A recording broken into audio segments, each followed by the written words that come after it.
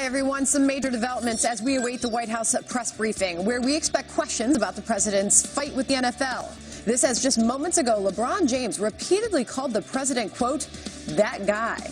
Plus, all eyes on the Senate as a healthcare hearing begins at 2 p.m. We will bring you the highlights from that. And North Korea says the U.S. has issued a declaration of war.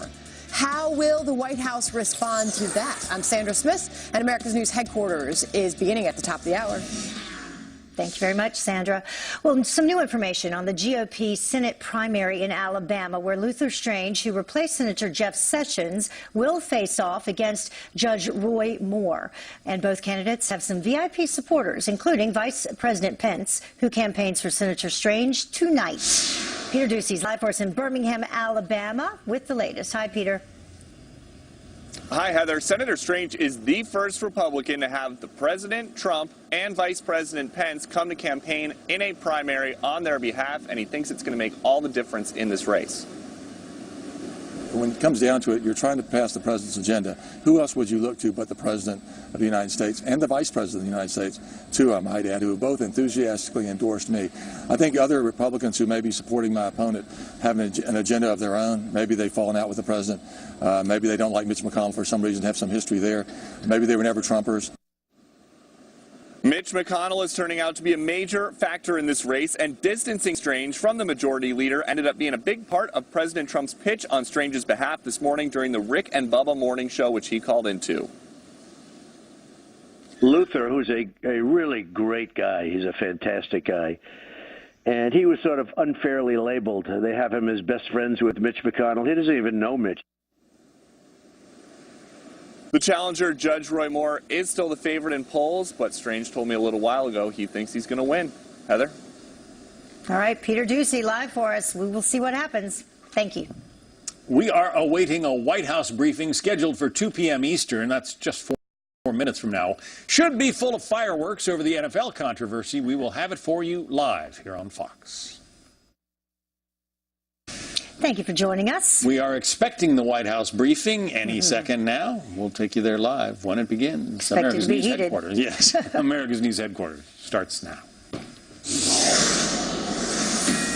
A busy afternoon ahead in our nation's capital as we await the start of two major events happening this hour. Hello, everyone. I'm Sandra Smith. The White House set to hold a press briefing just minutes from now. And on Capitol Hill, the Senate Finance Committee set to hold the lone congressional hearing on the Graham-Cassidy bill to repeal and replace Obamacare. All of this while the Pentagon is responding to the latest threat from North Korea, made by one of their leaders on U.S. soil. The foreign minister of the rogue nation saying this outside of the UN today. Even the fact that this comes from someone who is currently holding the seat of United States presidency, this is clearly a declaration of war. Since the United States declared war on our country, we will have every right to make countermeasures, including the right to shoot down the United States strategic bombers, even when they're not yet inside the airspace border of our country. Those statements follow President Trump's tweet over the weekend that if the foreign minister and his boss, Kim Jong-un, don't watch out, they, quote, won't be around much longer. Meantime, we expect another big topic at the White House press briefing, again, just moments away from that, to be President Trump's war of words with the NFL and what grew into mass protests during the national anthem across the league this weekend. President Trump tweeting, "The issue of kneeling has nothing to do with race. It is about respect for our country, flag, and national anthem. NFL must respect this." Reaction from the sports world continues to pour in, including this from NBA star LeBron James, who wouldn't even say the president's name. There was no divide. There's no divide, even from that guy that continues to try to divide us as people. Throughout everything that guy is doing, no matter if you voted for him or not, you may have made a mistake, and that's okay. Because the people run this country, not one individual, and damn sure not him. Joining me now is Nate Boyer, a former NFL player for the Seattle Seahawks and Army Green Beret. Would love to get your thoughts first on what you just heard from LeBron James. You know, I mean, that's his opinion. He has every right to voice an opinion, just like the president has a right to voice an opinion as well. I fought for LeBron James. I fought for Donald Trump. I fought for everybody in this country. We all did. Everyone that wore that camouflage uniform. We don't always agree with our leadership all the way up the chain, but it's a commitment we make to serve the people of the United States, and I'm proud that I had the opportunity to do it, and I'm proud that I fought for the freedoms we have in this country. Whether those are things that I agree with or not, that's not up to me. You know, I'm always going to fight for what America and that flag stands for. And we thank you for your service and for fighting for this country and for all of us so that we may have free speech, which is why we honor the flag. And while you say you fought for that very right, for all of these players to have free speech and to speak their mind and stand up for what they believe in, how does it sit with you? Do you see it as disrespectful? It definitely hurts me, but because I know a lot of these guys personally, and I spent a lot of time with them, and I even sat down with Colin Kaepernick last year. I don't see it as disrespectful. It hurts me, but I don't think it's a disrespect for the flag and the anthem. I think what they're protesting right now, what it felt like yesterday, it was more about protesting the president's remarks than protesting the anthem and the flag itself. So, you know, maybe that's not the best place to do that, although it's obviously eliciting a lot of attention, and it's being covered quite a bit, and I think that was their intention. Tom Brady, the very well-known quarterback, has also chosen to weigh in, and he specifically references President Trump's words and his rhetoric used in response to this, and calls the president divisive. Watch this. I certainly disagree with, what he said and thought it was just divisive. And, like I said, I just want to support my teammates. And I always said I'm never one that says, oh, that's wrong or that's right but I do believe in what I believe in. And I believe in bringing people together and respect and love and trust. And you can voice your disagreement. That's absolutely, I think that's great. That's part of our democracy, and that's, as long as it's done in a peaceful, respectful way, I mean, that's what this country's been all about. Now, Tom Brady, to be clear, Nate, did not take a knee over the weekend, but he did lock arms with one of his teammates that was taking a knee in a show of solidarity there. But do you believe that the president's words have inflamed tensions? Yes, I do. I mean, some of that verbiage and I mean, just using that type of language as the leader of the free world, I don't know if that's the best way to approach that. I mean, that's, once again, those are the freedom of speech. The president has it as well. But I absolutely agree with what Tom Brady said there, and I think there's maybe another way to approach that. And I would love nothing more than for LeBron James and President Trump to sit down and have a peaceful, grown-up conversation about this whole thing. For them to reach across and just engage one another, I think that would be amazing for our country. That's the kind of stuff that we need to see. But I don't know how far off that is in our future. But it's something that I think we need to see more of. We definitely need to see more of, because we're getting torn apart right now as a country, and it really pains me to see that, especially as somebody that fought for the people back here to come back to such a divided place. It's hurtful. Well, Nate Boyer, thank you for everything you have done, and again, thank you for your service. Thanks for coming on. I appreciate that, ma'am. Thank you very much. All right. Right now, the Senate Finance Committee is trying to begin its one and only hearing on whether to consider the GOP's latest and possibly last stab at repealing and replacing Obamacare, the Graham, Cassidy, Heller, Johnson health care bill. Already, we're watching plenty of protesters, both inside and outside of that hearing room. You are looking at those images. Chief Congressional Correspondent Mike Emanuel is live on Capitol Hill for us. Mike, what is the scene like as this health care reform hearing gets underway? Sandra, good afternoon to you. People are fired up. A few minutes ago, they started chanting, "Don't cut Medicaid." As senators were arriving for the hearing, they've been lined up here for hours. Various advocates and protest groups trying to express their views about this Graham Cassidy health care legislation. Those behind the bill are facing a deadline of action by the end of this week, the end of the fiscal year, to pass it with 50 votes, or else it would have to be by a 60-vote threshold. The senators backing the legislation are defending it against attacks that it would be bad for folks with pre-existing conditions. President Trump has said he will not sign a bill which does not protect those with pre-existing conditions. Our language says that if a state wishes to do something different, as they do something different, they must first establish that those with pre-existing conditions have access to affordable and adequate coverage. There are two hard no votes among Republican senators and a bunch of question marks. The hard no's are Rand Paul of Kentucky, John McCain of Arizona. Any more defections and the bill would die. Sandra? Mike, the noise level there is unbelievable, so thank you for being able to hear me as well as you can. Mike, what are Democrats saying as this is a very critical week in this health care reform push? What are they saying at this point? Sandra, they're saying that this legislation would have a devastating impact on a lot of folks. They've fired up a lot of constituencies to come out saying the fight over health care reform is not over yet. And I thought we had a national consensus, finally, after decades, that finally we said as a nation, we will never allow a pre-existing condition to be a barrier from someone getting coverage or treatment. I thought that was over. Senate Majority Leader Mitch McConnell has said he intends to bring up this bill for a vote in the Senate this week.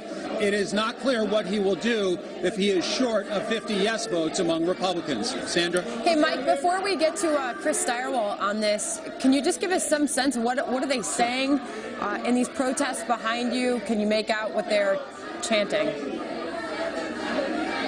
We've heard a lot of "don't cut Medicaid" as the senators were going in. They are concerned about the impact the proposed legislation would have in terms of block granting it to individual states. Others on the other side would say that they're not actually cutting Medicaid, they're cutting the growth of Medicaid. And so bottom line, they are very fired up here in the hallways, trying to make sure that senators know how they feel on what is a critical week on health care reform here in the Senate. Unbelievable. All right, Mike Amanda, thank you for the update there. And now let's bring in Chris Stirewalt, Fox News politics editor and editor of the Halftime Report. Chris, what do you make of what you are seeing and hearing unfolding on Capitol Hill? Well, we should remember that this was a planned demonstration in response to this is their only shot, basically, at this legislation for both sides. This hearing represents, because they're doing this outside of the normal order, this represents the only chance for detractors from the bill and for its proponents to make the case in this setting. So these are probably Democrats. These are activists who are there. They mean to make as much noise as possible because they want to put the stink on this thing so that as it goes forward, because they only have till Friday to pass it. The window closes at the end of the week because that's when the federal fiscal year ends, and that's the last chance for Republicans to pass a budget with 51 votes that can include changes to Obamacare. So this is their last chance, and they want to make sure that there's a big stink on it so that by the time you get to the end of the week, the Republicans are embarrassed about it. I want to pull up this this CBS poll on the Graham Cassidy health care bill, Chris, showing that 52% disapprove, 20% approve, 28% don't know. What do you conclude from that? Well, part of it is a partisan Rorschach test. So if you start out with every Democrat or most of the people who like Obama that want to maintain the status quo are going to say they're going to say that they dislike anything that's not the status quo. So you start with that presumption. The problem that the Republicans have as they do this stuff, there was very little time for Americans to wrap their head around Obamacare 8 years ago. This time there's no time. Because of the partisan condition, because of how they're trying to pass it, because of all of this stuff, they're basically bringing it up like a rifle shot. They pop their head up over the parapet for a second. They try to fire one of these things off and hope that it makes it through, because everybody knows if they were to pass it this week, the work of the House continues and all of that. We're talking about, again, a decade. They're talking about a decade of changes, modifications, and things over time. So the public opinion poll matters, but what matters more for these Republicans right now is that magic number. Are there 50 votes? And I doubt the poll will affect the thinking that much. So if you're just tuning in, you're seeing these live pictures on Capitol Hill of protests that are quite loud, to be frank, of the Senate Finance Committee holding this hearing to consider the Graham Cassidy Heller Johnson health care bill. We're going to keep our eye on this, and I'll remind everybody that we're also awaiting the White House press briefing, which was set for 2 o'clock. It has not yet begun. We're likely to hear more from the White House on this. But, Chris, I'll bring you back in on this. A plurality of Americans say Republicans in Congress are moving too fast to try to pass this health care bill. Half of Americans say that it didn't believe the bill would impact them either way. 17% said that they didn't know how the proposed legislation would impact them. Are they moving too fast?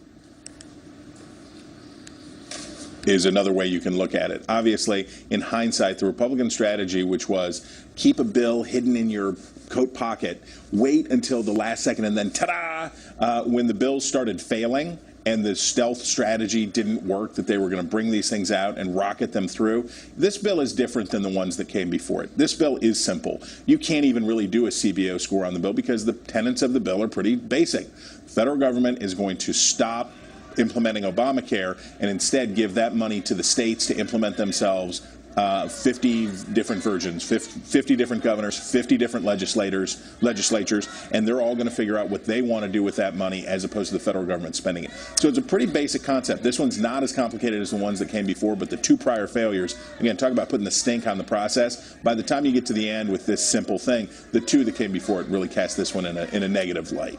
Chris, what's at stake here as far as the Republican Party is concerned? So much on their plate, such an aggressive agenda as we near the end of the year.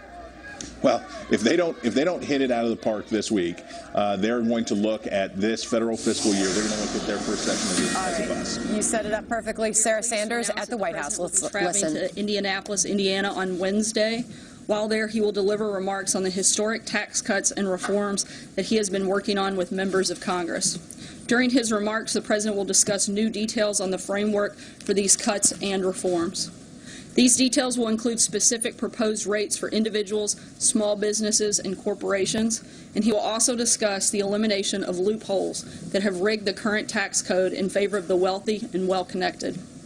As the president has said before, we will give our workers the level playing field they deserve, and they will win. Because if the fight is fair, no one on earth can beat the American worker. These cuts and reforms will deliver massive job creation and economic growth, and we are confident in the American people will be very excited about what we are proposing. While working to grow the economy of today, the president will also sign a presidential memorandum to ensure that American children are empowered to succeed in the workforce of tomorrow. Technology is playing a growing role in our economy, and this means that technical knowledge and skills are more important than ever. But more than half of our schools do not currently offer courses in computer programming, and nearly 40% do not offer physics. The memo the president will sign today directs Secretary of Education Betsy DeVos to take several steps to address this issue for our students. First, it directs the Secretary to establish high-quality STEM education with a particular focus on computer science as one of the Department of Education's priorities. Second, it directs her to establish a goal of devoting at least $200 million per year in grant funds toward this priority. Finally, the memo directs Secretary DeVos to explore administrative actions that increase the focus on computer science in existing K-12 and post-secondary programs. This memorandum comes on the heels of the executive order the president signed in June to expand apprenticeships, giving more Americans the opportunity to earn while they learn and to receive skills training that will put them on the path to fulfilling work. The president believes it's our responsibility to give our students, especially underrepresented groups, minorities and women, and those from rural communities, every opportunity. All right, Sarah Sanders, we just lost the shot there at the White House. Speaking of technical skills, we lost some of the technology there to bring that White House briefing to you live from the White House. But she was talking about technical skills are more important than ever today in the workforce. Let's listen. High school. A few weeks prior to their first day, Governor Orville Faubus called in the Arkansas National Guard to stand by as segregationists blocked the 9 black students from entering the all-white school. One of the 9 students, Elizabeth Eckford, recalled, and I quote, "They moved closer and closer. Somebody started yelling. I tried to see a more." All right, so we're having some technical difficulties with the White House there. We're going to keep an eye on that for you, and as we get that satellite feed back, we will go back to the White House live. So we've got our eye on the White House, and we're waiting. Oh, we have it now? Let's listen. I watched President Bill Clinton and my dad, Governor Mike Huckabee, open the doors for the Little Rock Nine, the same doors that had been closed to them because they were black. The Little Rock Nine, Melba Bills, Minnie Jean Brown, Elizabeth Eckford, Ernest Green, Gloria Ray Carlmark, Carlotta Walls Lanier, Thelma Mothershed, Terrence Roberts, and the late Jefferson Thomas are American heroes who courageously advanced racial equality. As President Trump has said, racism is evil. It has no place in our country. Today, Central High is one of the most racially diverse and high-achieving schools in Arkansas. This is a testimony to how far we've come in the last 60 years. It's not lost on the president or his administration that there is more work to do. We need better schools, and we need better jobs to provide a safer, stronger, more prosperous future for every American. President Trump is working to make America great again for all of our citizens, and his actions continue to show just how committed he is. And with that, I'll take your questions. John. Sarah, clearly the president has strong views on whether or not players in professional sports teams should stand for the national anthem. Given the response that the president has gotten over the last 48 hours, even from Tom Brady of the New England Patriots, who believes that what the president said on Friday night was very divisive, does the president regret at all describing these players who take a knee for the national anthem as SOBs who should be fired? Look, this isn't about the president being against anyone, but this is about the president and millions of Americans being for something, being for honoring our flag, honoring our national anthem, and honoring the men and women who fought to defend it. I think General Martin Dempsey, the former chairman of the Joint Chiefs of Staff, said it best when he said this morning. It's important to remember that our military is composed entirely of volunteers. It obviously takes a special kind of patriotism for people to volunteer to risk their life for their country. Theirs is not blind patriotism that pretends there is nothing wrong with the country. Every man and woman in uniform knows we still have work to do to achieve the equality, opportunity, and justice for all to which we aspire. But every member of the military also knows that what is right about America is worth defending. And if it's worth defending, it's worth honoring. He continued, I just hope that the athletes who are using the anthem as a protest understand why people like me intend to keep standing during the national anthem. We do so not because we agree with everything America has done or everything that has been done in America's name, but because despite all of that, the world is a better place because America exist. That seems to me to be worth the honor of respect during the national anthem. I understand General Dempsey's position. I think people would thank him for his service to this great nation. But did the president go too far in referring to these players as SOBs who should be fired? I think that it's always appropriate for the President of the United States to defend our flag, to defend the national anthem, and to defend the men and women who fought and died to defend it. Peter. So let me ask you, you've often talked about how the President uses Twitter as a platform to sort of emphasize those things that are most important. Over the course of the last 72 hours, the President has tweeted more than a dozen times about sports, about kneeling, about NASCAR on this topic. He tweeted 0 times about Puerto Rico. So I guess the bottom line question is, what message is the president sending by emphasizing sports right now and not a big crisis that's affecting so many? He's not emphasizing sports. You're missing the entire purpose of the message. He's emphasizing something that should be unifying. Celebrating and promoting patriotism in our country is something that should bring everybody together. When it comes to Puerto Rico, the president has sent both Administrator Long and Senior Advisor to the Department of Homeland Security, Tom Bossert, to Puerto Rico today. They're on the ground to assess the damage. We've done unprecedented movement in terms of federal funding to provide for the people of Puerto Rico and others that have been impacted these storms. We'll continue to do so and continue to do everything that we can possibly under the federal government to provide assistance. So to be very clear, you say the president is instead emphasizing something that brings Americans together. Then what message does it send for the president to stand behind the presidential seal at a rally in Alabama, and call an American citizen who's expressing his First Amendment rights a son of a bitch? Again, I think it's always appropriate for the president to defend our flag, to defend the national anthem. Hold on, I'm not fishing. It's always appropriate for the president of this country to promote our flag, to promote our national anthem, and ask people to respect it. Promote the First Amendment. Peter, I've answered your question. Jeff? Switching topics, Sarah. North Korea's foreign minister said that President Trump had declared war on North Korea and that it reserves the right to take countermeasures, including shooting down U.S. aircraft.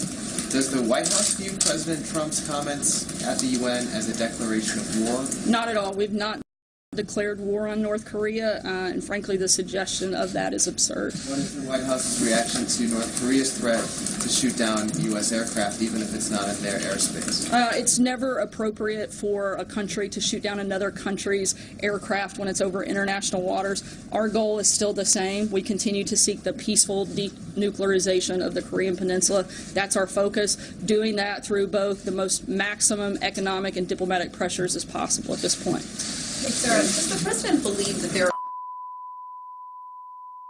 All right, so we're going to try our best to keep bringing this back to you, having a little bit of a struggle with the signal there, but most recently, Sarah Sanders discussing North Korea. Let's continue to listen. Being against something, which is what everybody wants to drive. This is about the president being for something. This is about the president being for respect in our country through symbols like the American flag, like the national anthem, and the hundreds of thousands of people that actually stand versus the few hundred that may have knelt. I want to follow up if I can. The president said that kneeling has nothing to do with race. Colin Kaepernick took to his knees in these games, many of these games, specifically because he said black people in this country were not being treated fairly by police. How is that not an issue of race? I think that the focus has long since changed, and certainly the message and what a lot has been communicated over these last several weeks through this process, through this protest by these players.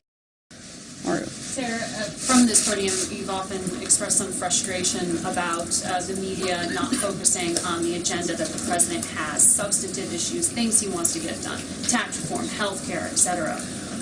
When did the president decide at this rally that he was going to spend so much time talking about the flag itself? And doesn't that distract from the things that you are trying to accomplish this week, whether it's tax reform or health care or the efforts in Puerto Rico or the showdown with North Korea? Look, I certainly don't think that talking about the American flag is a distraction for the President of the United States. Again, this should be something that every American can get behind and support and celebrate, is national pride in our country, and supporting those that have fought and died to defend it from all different backgrounds. And so I think, again, that is certainly should be a priority of the president. But you act like that's all he did over the weekend. We also did a lot of other things that are continuing to push forward on tax reform, continuing to push forward on health care, continuing to push forward on the safety and security of the border in our country. He came to the rally with that in mind, though. That was a point. He said, I want to put this in the headlines. I'm not sure when that decision was made. I wasn't there, but I know that it's a priority for the president to always defend our flag, always defend the national anthem, and certainly to support the men and women in uniform. Jennifer. A couple questions, if you don't mind, Sarah. On the German election, has the president called Merkel yet to congratulate her on her win? I know they spoke on Friday, and they're working on timing for a second call of congratulations, but I don't believe that's taken place yet today. Not yet. I mean, she won on Sunday. Is there a particular reason why he hasn't called? No, I think they're just working on the logistics piece of both leaders coordinating. So. On tax reform, can you say when the president was briefed on the Big Six's plan? Has he signed off on that? Does the president have a final plan now for tax reform? I know he's had quite a few conversations with members of Secretary Mnuchin and Gary Cohn. Those will continue, and he'll make those announcements. All right, it's been a bit of a rough road here. We're going to keep trying to dip in and listen because she's still taking questions. Can we hear her now? Warned by top aides, including McMaster, not to provoke Kim, particularly in the United Nations speech, and that it would because it would potentially backfire. I'm sorry? I missed the first part of your question. I'm sorry what you said. The LA Times report that the president was warned not to provoke Kim Jong-un in his United Nations speech because that it would potentially backfire, and now we see that they've taken this as a declaration of war. Sorry, as I've said many times before, I wouldn't use another news source as your source, but and I pushed back on that story at the time, but that's a false narrative. The national security team was involved and engaged throughout the speechwriting process and was very happy with the president's speech at the UN. Go ahead. Sarah, when Colin Kaepernick says that his protest is about fighting police brutality, fighting racial disparity, racial injustice, you're not taking him at his word. You're saying the focus has long since moved on. But when white supremacists say that their protest is about heritage, not hate, the president does take them at their word. So why is there this disparity about who gets to decide what protest is about?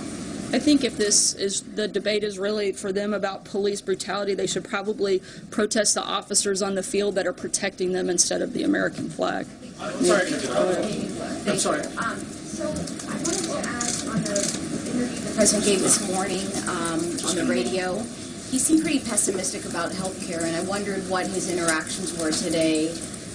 Is he calling individual senators? Is the vice president calling? I know the vice president has been doing that. What is his thought today?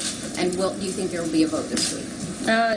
Whether or not there's a vote, we sure hope so. We've been calling on Congress to do what they were elected to do, and certainly what most of them campaigned on, and that's to repeal and replace Obamacare. We're continuing to push forward. We know we can't live with the Obamacare status quo. It's a complete disaster, and so we're hoping that this moves forward and goes through. Is he doing something specific? He's continuing to be engaged both directly and through his team, legislative affairs team, and the vice president. Tomorrow he's going to New York. Can you tell us what that dinner is? It looks like some kind of fundraising dinner, as we've seen from some emails. Can you tell us what he's doing tomorrow? There is a fundraising dinner, and I'll have to get back to you with specifics. John Decker. This is a significant week, a pivotal week for the president, for Republicans. It's an opportunity, some are saying the last best chance for repealing and replacing Obamacare. And yet much of yesterday, the beginning part of today was focused, as far as the president is concerned, on the NFL, on players who take a knee. Can you explain how that's helpful to that effort of repealing and replacing Obamacare when the president spent so much time on that other issue, the issue involving sports? It really doesn't take that long to type out 140 characters, and this president's very capable of doing more than one thing at a time and more than one thing in a day. John Gizzi. You see, Sarah, how it's taken up so much oxygen, right? When the president speaks about that particular issue, you see how the majority of questions that have been asked of you so far today have been about this particular issue. Well, that's determined by you guys. He has a tremendous amount of power when he tweets, and we report on it. And so when he tweets something, it does take away from his legislative agenda. Would you not agree? No, I don't, because I think that it's important for a president to show patriotism, to be a leader on this issue, and he has. John Gizzi. Thank you, Sarah. Two questions. One, Secretary Carson recently voiced his disagreement with the president and the vice president on the runoff in Alabama tomorrow. My question is not about the runoff, but about personnel. Are members of the cabinet and the president's official family free to disagree with him on matters such as a political contest? The president has a lot of people with a variety of backgrounds and certainly with a variety of opinions. He always welcomes them voicing those. On that specific issue, I couldn't speak to that because I haven't talked to the president about it. Matthew, second question. Yes, on September 15th, Heather Nauert, the spokeswoman for the State Department, spoke at the National Press Club. And I think this is important because Prime Minister Rajoy is meeting with the president tomorrow. Ms. Nauert said that the U.S. took no position on the plebiscite that is scheduled in Catalonia October 1st about separating and becoming a separate country. And I quote, "We will work with any government or entity that comes out of it." End of quote. Now, does that mean that if Catalonia votes to secede from Spain, the U.S. is going to recognize it as an independent country. I don't have anything further than what Heather's already said on that issue. If it changes after that takes place, we'll let you know. Dave Boyer. Sarah, thanks. Is the White House reviewing the Jared Kushner's use of a private email account for official government business, and how widespread is the use of private email accounts in this White House? To my knowledge, very limited. White House counsel has instructed all White House staff to use their government email for official business and only use that email. Has he instructed them since this came up? I think we get instructed on this one pretty regularly. So, Matthew. Sarah, Politico's reported that Secretary Price has been taking private jets for months, and White House counselor Kellyanne Conway traveled with him to 6 states. So, given that Conway was on some of these trips, one, was the White House aware of Price's travel? And given that he spent more than $400,000 in taxpayer money on private jets just since May, is there any standard for what is and isn't tolerated by this White House when it comes to this kind of conduct? Yeah, this wasn't White House approved travel. This was done through the general budget at the Department of the Department of HHS. And I think Secretary Price addressed this over the weekend. They're conducting both an internal and an IG review, and all travel on private charter has been suspended until that's completed. So if I can just follow up on that, if I can get the White House's take now on that travel, since you said it wasn't approved ahead of time. And is it ever appropriate for a cabinet official to spend taxpayer money on private planes? And note I say private planes to differentiate from, say, a military flight for national security purposes. I think there are certain instances where it probably is, but again, I think that has to be done at a case-by-case basis. I'm not going to give a blanket statement on hypothetical situations that I couldn't possibly be aware of. Whether or not the White House now, looking back on that, do you approve of that travel? The White House, again, that travel wouldn't have gone through the White House for approval, and so I couldn't speak to that. Mike. 2 immigration-related questions. One, do you anticipate a refugee announcement in the next couple of days on both the cap on refugees from the president, which has to happen, I guess, before the end of the fiscal year, the end of this week? And if so, can you give us some sense of what that's going to be and what that's going to look like? Are there going to be restrictions built in? And then second, on DACA, there's been word now for a while of a set of principles that the president and the White House wants to put out to sort of describe the way forward towards a legislative deal. Is that something that you can give us some guidance on? On the first question, I expect that something will happen on that relatively soon, and when we have those details and it's appropriate, we'll be happy to share them.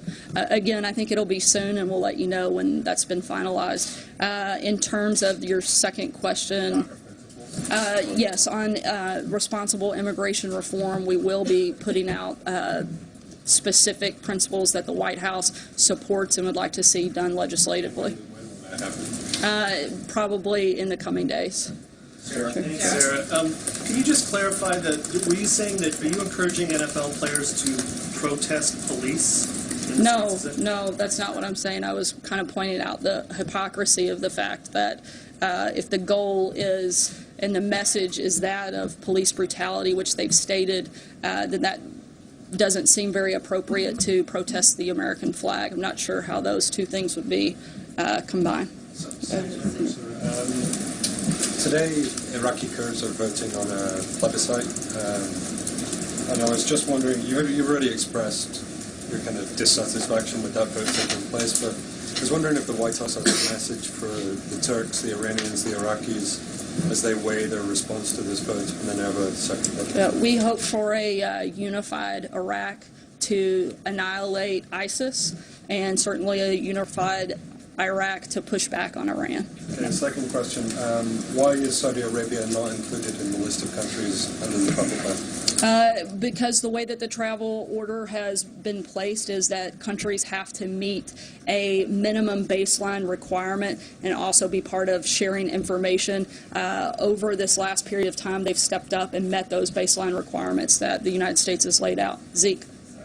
Just back to the situation in Puerto Rico, can you address some of the criticism from the islands and the territory's delegates, representatives, other lawmakers about the slow pace of federal assistance?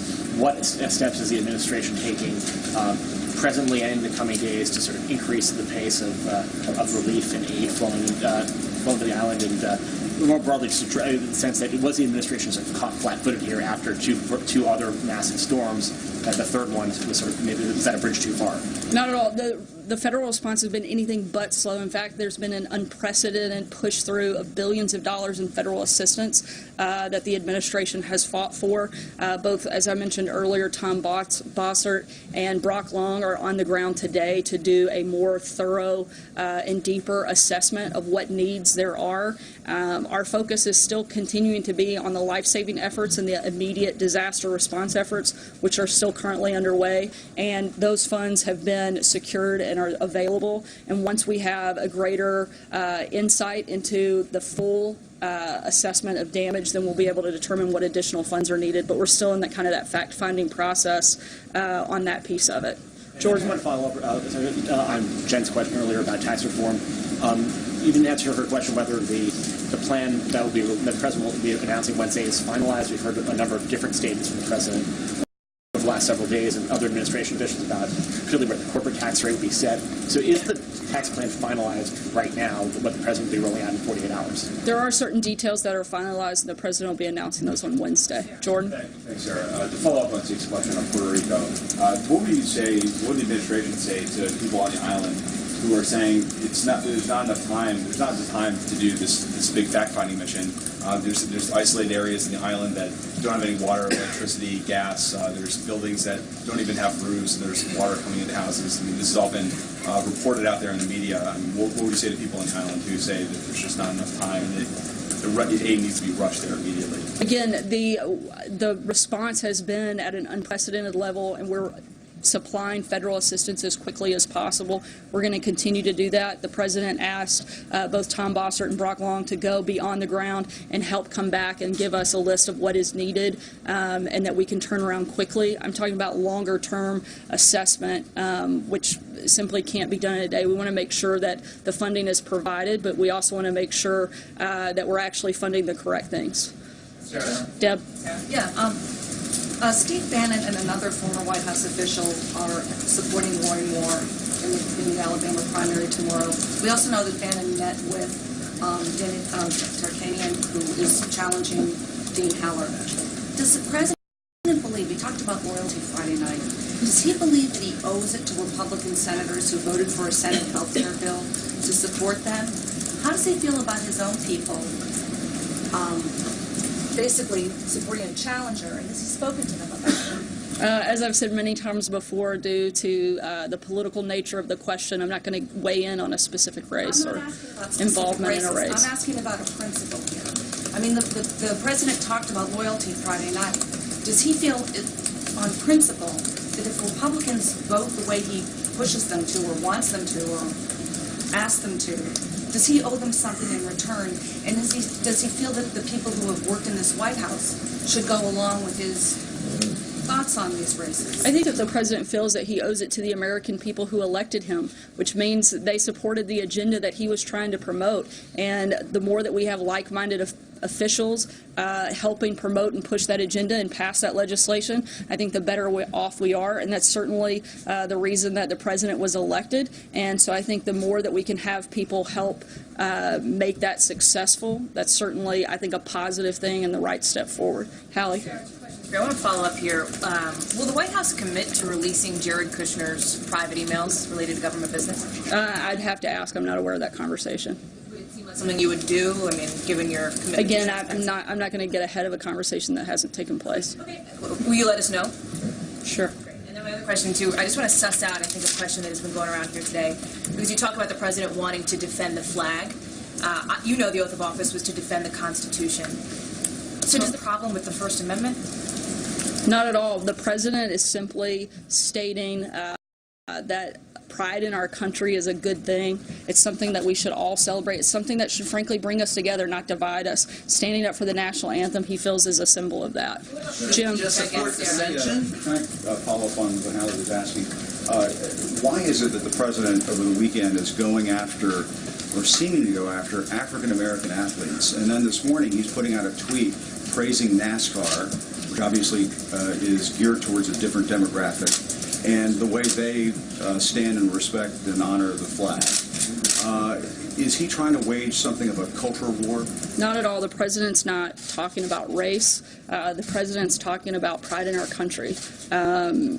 What you saw yesterday were players and fans of all races joining together as Americans to honor our service members. That's what the president's talking about. That's what his focus is on. As you guys know, the president's got an event here in a few minutes, so we're going to close there. Thanks so much. Have a good day. It is a cultural reference. You should at least... All right, Sarah Sanders wrapping up the White House press briefing, talking a lot about the NFL. The first questions out of the gate towards her were, does the president have any regrets about his handling or the word choices surrounding everything going on with the NFL?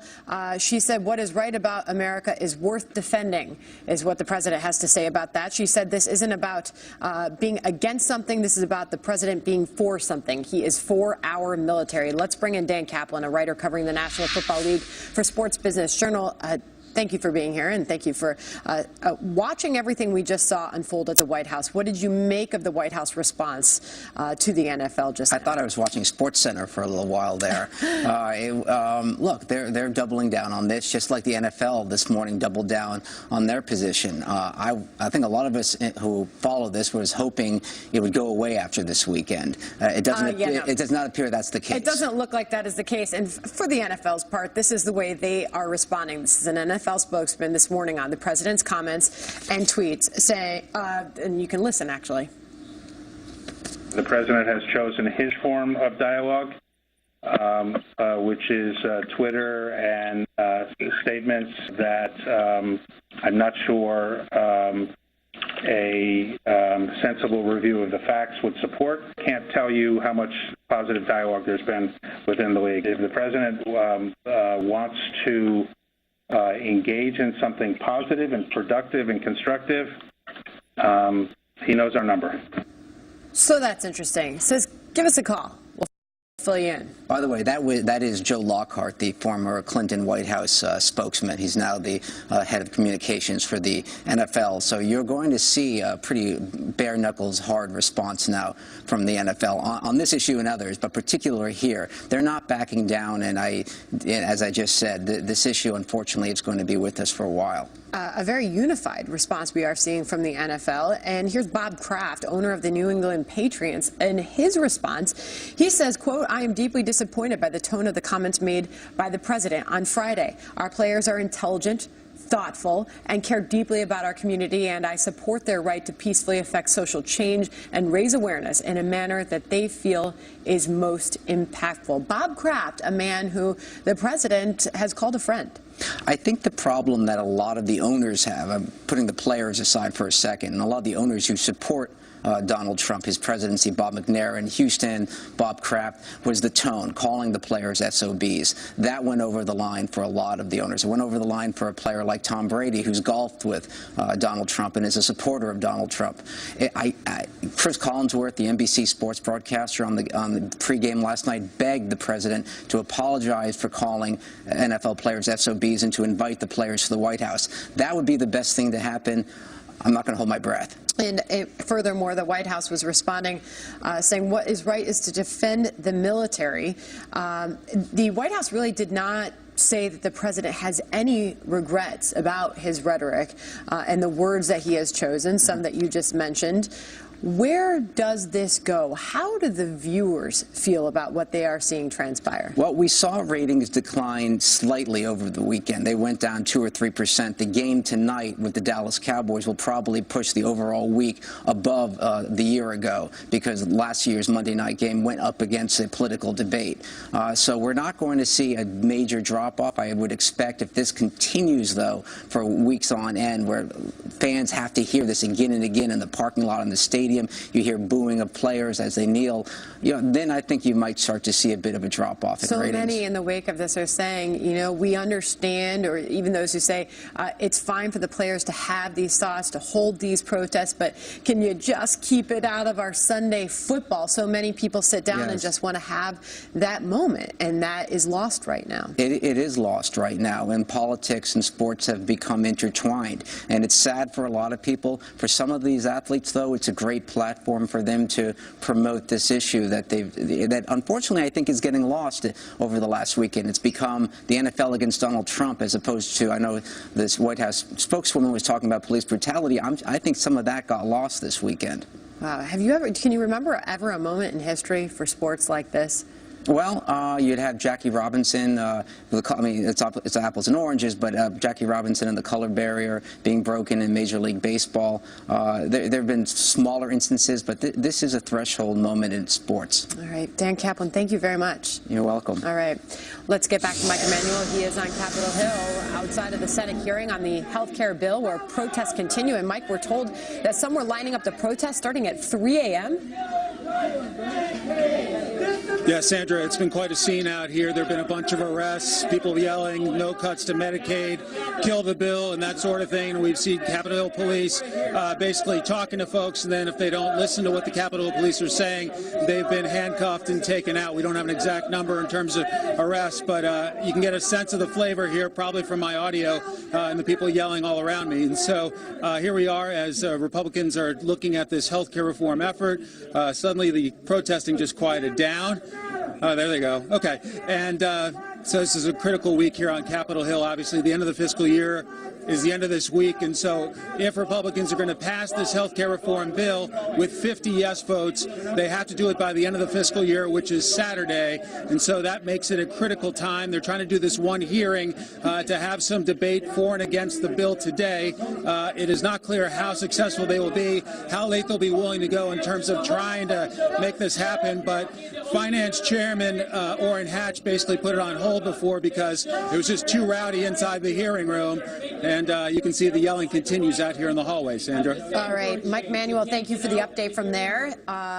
We are going to keep a look on these live pictures at the Senate Finance Committee as that hearing is finally underway after several protesters, as you just heard Mike mention, have been removed. Lindsey Graham, one of the authors of the GOP bill, just gave his opening remarks.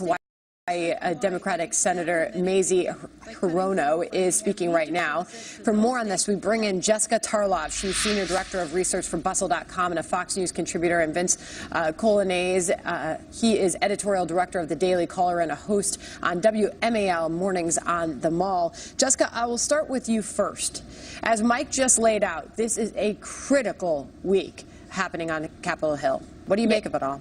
Well, it's absolutely critical, and I thought those scenes of the protesters being pulled out, the people who are actually affected by those Medicaid cuts, were especially powerful. I'm sure a number of people who are on the floor there, even if they're planning on voting for this, arguably disastrous bill, we're taking that to heart.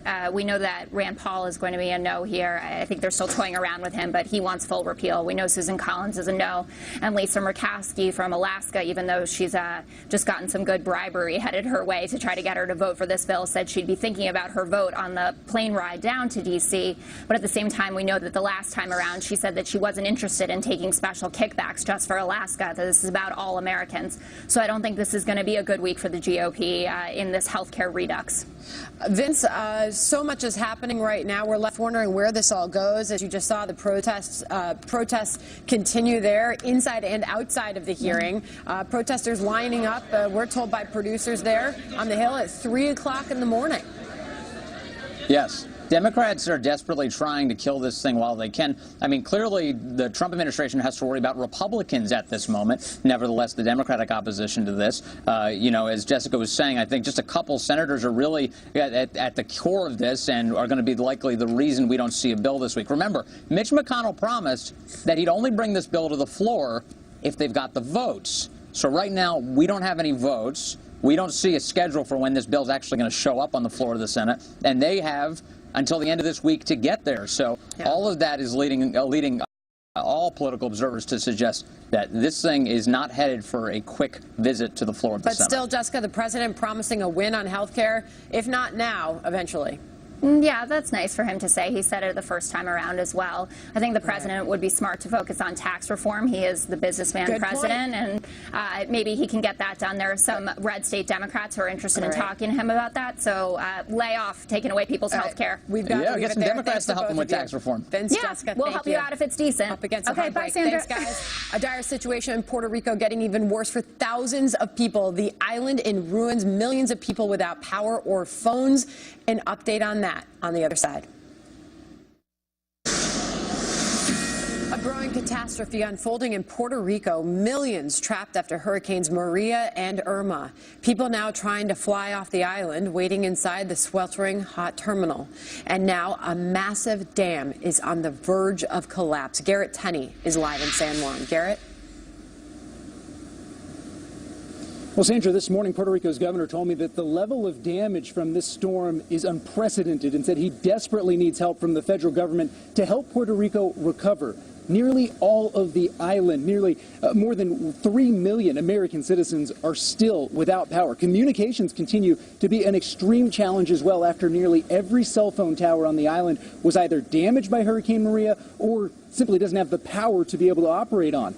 And if you need anything, water, food, or fuel, you are looking at long lines that stretch for blocks, and you can be in them for several hours across the country. And folks, they are also facing this in the aftermath of some of them losing their homes or having them damaged to the extent that they can't live in them anymore. And that is why we just got back from San Juan Airport, where there are hundreds of people that are looking to get off the island now until it can recover. It's been chaotic. It's been horrible. It's been like a war zone everywhere. If it was me alone, I would be here. You know, I'll stick it out. I'll not bathe for 5 days. I don't care. I'll sweat. But the kids, it's different. You know, they get hungry. They have necessities that right now I cannot provide. So what's the plan over the next 24 hours? Just be here, play some cards, and sleep here, because it's the only flight that's actually leaving. And that last gentleman told us he got to the airport at 6 this morning, and he was told that he needs to wait in that line until about noon tomorrow if he wants to have any shot at getting on one of the humanitarian flights that United Airlines has leaving. One a day at this point. Another gentleman told us that he paid more than $1,600 for his one-way flight off of the island. For most of the more than 3 million folks here, they simply can't afford that. So they are going to be stuck here facing what is sure to be a very long road to recovery ahead. Government officials stress, though, help is on the way. Supplies is starting to stream into the country. A lot of these roads, though, Sandra, they are still impassable. So some of these remote areas, it's going to be days until they see any of that help. All right, Garrett Tenney, thank you for bringing that story from San Juan for us. We'll keep watching it. All right, we are watching the Senate committee hearing on the Republican health care bill. Protesters making their voices heard as Senator Bill Cassidy is testifying right now. We'll be right back.